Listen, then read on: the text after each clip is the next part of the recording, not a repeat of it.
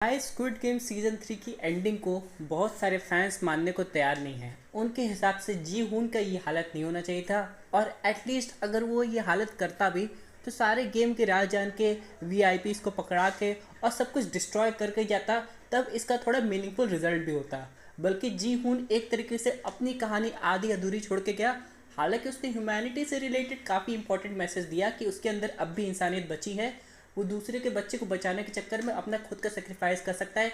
Even उसकी खुद की डॉटर उसका इंतज़ार कर रही है। इन सब के अलावा अगर यहाँ पे एक चीज़ नोटिस करें तो फैंस लोग इसकी एक ऑल्टरनेट एंडिंग को भी मानने को तैयार हैं कि जी हुन हो सकता है सर्वाइव कर गया हो और कहीं सीक्रेटली किसी डॉक्टर के यहाँ हॉस्पिटल में कैद हो, और ये सीधे हम लोग को स्क्विड गेम अमेरिका में दिखाई देगा। हालांकि ये काफ़ी वेक थ्योरी है, इस पर विश्वास करना इतना भी ज़रूरी नहीं है, लेकिन फिर भी अगर डायरेक्टर्स थोड़ी भी होप देते तो ऑडियंस का काम बन जाता। क्योंकि हम लोग बात करें फ्रंट मैन की, तो जीहून के पापा जब चले गए थे उसके बाद से वो जीहून पे नज़र रख रहा था और कहीं ना कहीं वो जीहून को प्रोटेक्ट भी कर रहा था। और एंड में उसने जीहून को नाइफ देते हुए एक अपॉर्चुनिटी दी कि सबको ख़त्म करके अपने आप को बचा ले, जैसा कि जीहून के पापा एक बार फ्रंट मैन को दिए थे। जब उसका पास्ट बताया जा रहा था कि आखिरकार वो गेम कैसे जीता।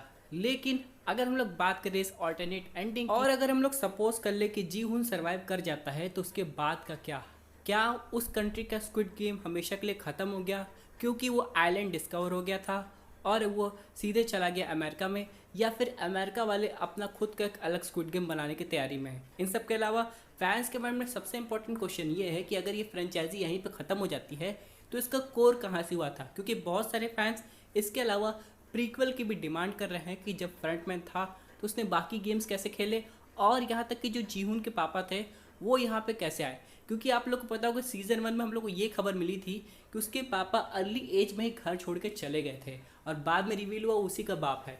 तो एक तरीके से हम लोग को एक आधी अधूरी कहानी दिखाई गई है, जो कि मुझे तो नहीं लगता कि स्क्विड गेम अमेरिका में कवर होगी, क्योंकि ये कोरियन वाला था।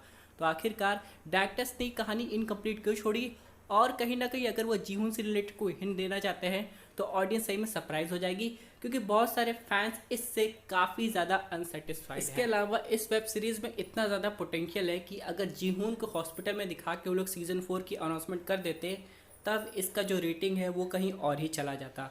लेकिन मेकर्स ने ऐसा कुछ नहीं किया, बल्कि इसे एंड करके एक दूसरी कंट्री में गेम शुरू कर दिया।